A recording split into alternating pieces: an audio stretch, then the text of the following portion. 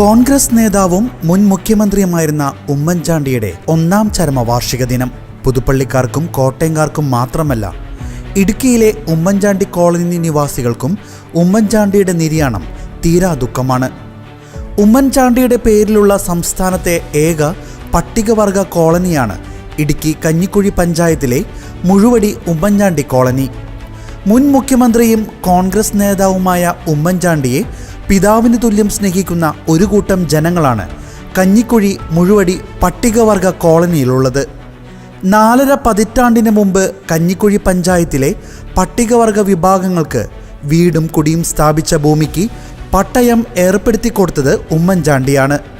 അന്നു മുതൽ മുഴുവടി കോളനിക്ക് ഉമ്മൻചാണ്ടി കോളനി എന്ന പേര് വന്നു. തങ്ങളുടെ നേതാവ് ചരമം പ്രാപിച്ച് 1 വർഷം പിന്നിടുമ്പോഴും ഉമ്മൻചാണ്ടി മരണമടഞ്ഞതായി ഇപ്പോഴും ഇവർക്ക് വിശ്വസിക്കാനാവുന്നില്ല.